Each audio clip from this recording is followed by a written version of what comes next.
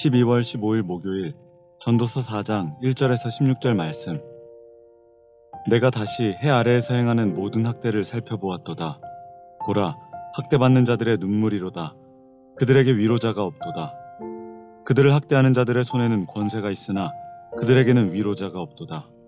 그러므로 나는 아직 살아있는 산자들보다 죽은 지 오랜 죽은 자들을 더 복되다 하였으며, 이 둘보다도 아직 출생하지 아니하여 해 아래에서 행하는 악한 일을 보지 못한 자가 더 복되다 하였노라. 내가 또 본즉 사람이 모든 수고와 모든 재주로 말미암아 이웃에게 시기를 받으니 이것도 헛되어 바람을 잡는 것이로다. 우매자는 팔짱을 끼고 있으면서 자기의 몸만 축내는도다. 두 손에 가득하고 수고하며 바람을 잡는 것보다 한 손에만 가득하고 평온함이 더 나으니라. 내가 또다시 해 아래에서 헛된 것을 보았도다. 어떤 사람은 아들도 없고 형제도 없이 홀로 있으나 그의 모든 수고에는 끝이 없도다. 또 비록 그의 눈은 부요를 족하게 여기지 아니하면서 이르기를 내가 누구를 위하여는 이같이 수고하고 나를 위하여는 행복을 누리지 못하게 하는가 하여도 이것도 헛되어 불행한 노고로다. 두 사람이 한 사람보다 나음은 그들이 수고함으로 좋은 상을 얻을 것임이라. 혹시 그들이 넘어지면 하나가 그 동물을 붙들어 일으키려니와 홀로 있어 넘어지고 붙들어 일으킬 자가 없는 자에게는 화가 있으리라. 또 두 사람이 함께 누우면 따뜻하거니와 한 사람이면 어찌 따뜻하랴. 한 사람이면 패하겠거니와 두 사람이면 맞설 수 있나니 세 겹줄은 쉽게 끊어지지 아니하느니라. 가난하여도 지혜로운 젊은이가 늙고 둔하여 경고를 더 받는 줄 모르는 왕보다 나으니, 그는 자기의 나라에서 가난하게 태어났을지라도 감옥에서 나와 왕이 되었음이니라. 내가 본즉 해 아래에서 다니는 인생들이 왕의 다음 자리에 있다가 왕을 대신하여 일어난 젊은이와 함께 있고, 그의 치리를 받는 모든 백성들이 무수하였을지라도 후에 오는 자들은 그를 기뻐하지 아니하리니 이것도 헛되어 바람을 잡는 것이로다. 전도서 4장은 여러 이야기들이 있는데요. 오늘 본문은 1절에서 16절이라는 긴 본문을 가지고 있습니다. 그것을 미리 조금 보자면 1절에 학대를 우리가 볼 수 있습니다. 학대받는 삶. 학대하고 학대받는 인생의 이 괴로운 여정. 무엇 때문에 이렇게 사는가? 위로할 자가 없도다 말합니다. 4절은 이렇게 말합니다. 모든 수고와 모든 재주, 우리의 각각 능력과 재주와 수고. 그런데 이 결과는 시기에 불과하더라. 인생을 살면서 우리가 더 권력을 가지려는 이유가 무엇입니까? 학대받지 않기 위해. 학대받지 않기 위해서 권력을 추구했는데, 권력을 가진 우리는 또 다른 사람을 눈물 나게 하는 학대자의 자리에 있기도 합니다. 참 이것이 권력의 속성인 것 같습니다. 그러면 누가 위로해 줄 것인가? 바로 예수님이 우리의 위로자 되시며 성령님이 이 과정 속에 우리와 함께 하시며 위로하시며 동행해 주고 계십니다. 우리는 순간순간 사건에 눈물을 흘리기도 하고 기뻐하기도 합니다. 눈물 흘리는 시간에 주님께로 다가가고 기뻐하는 시간에 세상과 기뻐하는 우리의 역설까지 더해진다면, 여러분 오늘 이 속에서 하나님을 만나기란 너무나 어렵게만 느껴집니다. 고통받을 때 주님께 가까이 가다가도 잘 되면 주님을 떠나 결국에는 이 학대자의 자리로 갈 수밖에 없는 것이 우리의 죄성 아닙니까? 그래서 주님은 오늘도 우리와 함께 하시며 약한 자들, 가난한 자들, 그들의 위로자가 되어 주십니다. 그러나 주님의 목적은 위로가 전부가 아닙니다.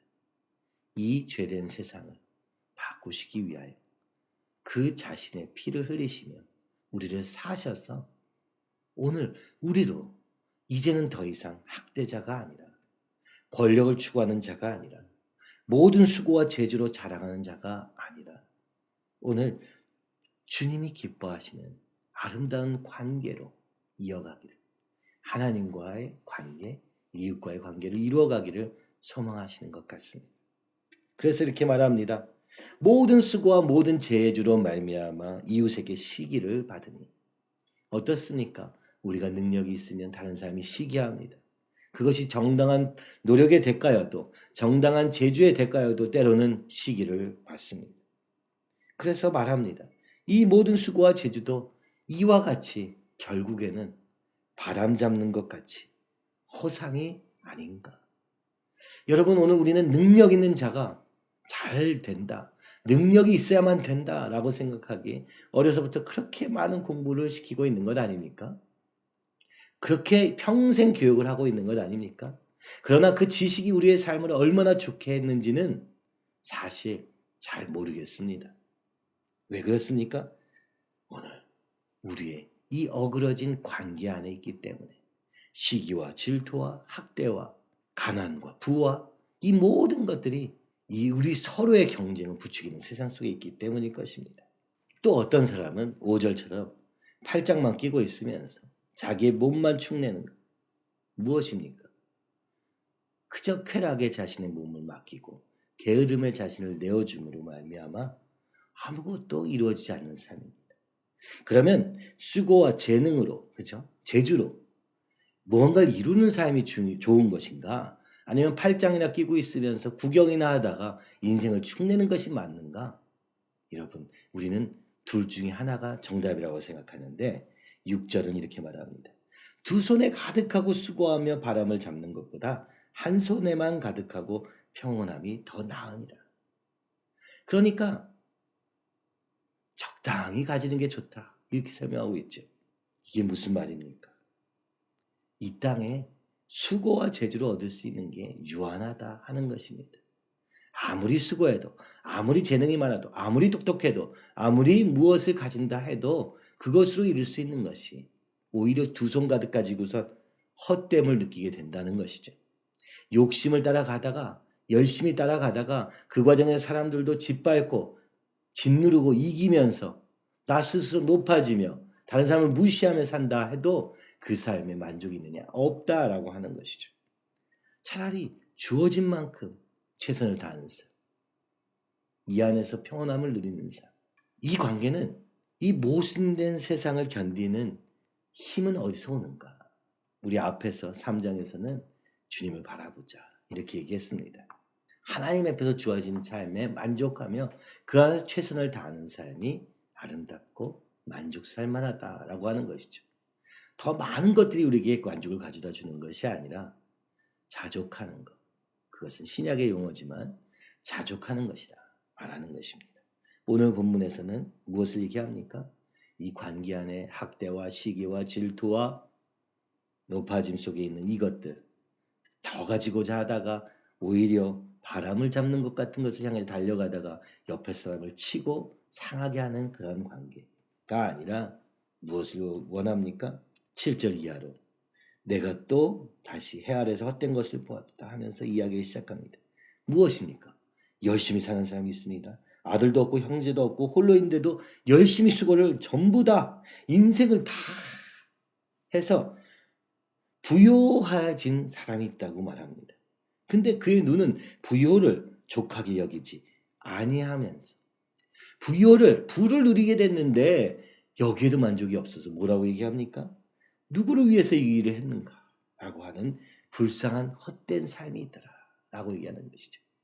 8절은 열심히 수고해서 부를 이루었으나 무언가를 만족을 향해 달려왔는데 연기를 잡는 것과 같이 헛된 그 모습을 그려주고 있습니다. 여러분, 세상이 우리에게 추구해라 하는 것들이 연기와 같고 수증기와 같아서 잡으려고 하면 잡히지 않는 신기루와 같은 것이다. 바로 이것이 헛되다라는 말의 뜻이죠. 그러면 무엇이 의미가 있는가? 라고 하니까 9절 이하에 이렇게 말하죠. 누가 중요한가? 두 사람이 한 사람보다 낫다. 여러분, 관계에서 행복을 누리게 된다. 동물을 붙들어 일으켜주는 사람. 이 인생의 이 모순된 세상을 살면서 이 때로는 헛된 막연한 것을 추구하다가 넘어지는 삶. 근데 그때 친구가 붙들어주는 것이죠. 동무가 없다면 이렇게 얘기하는 것이죠. 11절에서 함께 누우면 따뜻한 사람. 정말 친밀한 관계 안에서 모든 것을 누릴 사람이 없다면 그죠? 가족이 없다면, 동무가 없다면 도대체 무엇을 위해 수고했던 것인가? 12절은 또 말합니다. 이 허무한 세상, 이 연기와 같은 세상, 이 세상 속에서 살아갈 힘은 세 겹줄, 그러니까 함께 이 일을 견뎌가는 것 아니겠는가? 라는 결론에 이르게 되는 것이죠. 이제 13절 이하에서는 왕에 대한 얘기로 가집니다. 모든 권력을 가지고 모든 것을 가진 왕. 그런데 이제 그 왕이 되느라 많은 시간을 애써서 이제 늙어버렸습니다. 13절은 말합니다. 가난하여도 지혜로운 젊은이가 낫다 얘기하죠. 늙고 둔하여 경고를 더 받을 줄 모르는 왕보다 나으니 왕은 되었는데 그 과정에서 자수성가하며 고집은 세어지고 남의 말은 안 듣고 홀로 자신의 능력으로 성취했음을 기뻐하는 사람. 그 사람은 늙고 둔하여진 왕이다 라고 얘기하는 것이죠. 가난하여도 지혜로운 젊은이. 그죠? 늙고 둔한 왕이 있고 가난하고 지혜로운 젊은이가 있다 해봅시다. 근데 이 지혜로운 젊은이가 가난하고 감옥에 있다가도 이제 나와서 왕이 된다. 될 것이다. 지금은 아니라 할지라도. 뭐가 필요한 것이죠? 시간이 필요한 것이다. 시간이 지나가면 다 헛것이더라. 시간이 지나가면 지금 그렇게 떵떵거리는 왕도 결국엔 잊혀진다. 누구에 의해서? 왕을 대신하여 일어난 젊은이에 의해서. 우리 인생이 아무리 위대하다 할지라도 결국은 다음 세대에 의해서 잊혀질 것입니다. 시간이 지나면. 아무리 유명했던 사람도 시간을 이길 수는 없지 않습니까? 그러니 이것도 헛된 것 아니냐. 오늘 4장은 학대, 그죠? 권력이 없는 자리에서의 위치에서 시작해서 권력이 있는 자리는 그럼 다른가 하고 봤습니다. 결국 무엇입니까? 이 권력이라는 것은 바람과 같은 것이구나. 잡아도 잡을 수가 없는 것이구나. 부도 잡을 수 없는 것이요. 그 어떤 것도 잡을 수 없으나 우리에게 확실한 것이 하나 있으니 그것은 관계이구나. 동무이구나. 가족이구나. 그리고 교회이구나. 오늘 주님 안에서 주님이 주신 자리에서 주님의 뜻을 이루어가는 함께 이루어가는 그 교회야말로 우리의 힘의 원천이 아닌가. 때로는 우리가 가지지 못한 것으로 인하여서 분하기도 하고 때로는 가져봐야 무슨 소용이 있냐면서 게으르기도 하면서 인생을 낭비하기도 하고 끊임없이 무언가를 잡으려고 하는 사람과 무언가를 잡을 수 없는 것처럼 놓고 사는 사람 두 사람밖에 없는 것 같이 느껴집니다. 그러나 오늘 한 사람이 더 있는데 무엇입니까? 함께 이 즐거움을 누리며 주님의 뜻을 이루어가는 사람.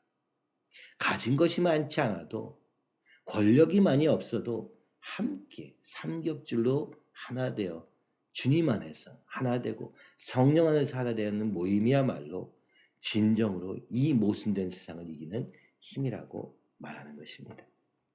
여러분은 그런 친구가 있습니까? 여러분은 그런 동무가 있습니까? 여러분은 그런 삼겹줄로 매인 교회가 있습니까? 함께 기도합시다. 주님 아버지, 오늘 우리는 눈에 보이는 것과 세상의 소식들에 우리의 마음을 빼앗깁니다. 돈과 권력과 힘과 부와 또 그 보여지는 쾌락과 온갖 것들에 혼란스럽습니다. 그러나 우리의 눈을 정직하게 하사 하나님 앞에 서게 하심으로 말미암아 주님과 우리의 사랑의 관계가 더욱 더 빛나게 하시고 그 안에서 옆에 있는 가족과 동무와 또 우리 함께하는 이 믿음의 형제들을 더욱 사랑하며 세워가는 이 성탄절 되기 원합니다. 주님은 우리와 함께 하시기 위해서 이 차가운 이 땅에 말기후에 오셨습니다. 주님, 우리와 함께 하시기 위해서 오셔서 내가 너희와 영원히 함께하여 하신 말 주님, 오늘도 그 주님이 우리와 함께 하신 줄 믿습니다. 그 믿음 안에서 서로 보게 하시며 믿음 안에서 기뻐하게 하시며 믿음 안에서 누리게 하여 주시옵소서. 눈에 보이는 바람과 같은 것을 쫓다가 모든 것을 잃는 어리석음을 짓지 않도록 주여 인도하여 주시옵소서. 오늘도 겸손히 전도자의 말처럼 이 헛된 세상의 소망을 두지 않고 눈에 보이지 않으나 확실히 우리와 함께 계시는 주님과 함께하는 하루 되게 하여 주시옵소서. 예수님의 이름으로 기도하옵나이다. 아멘.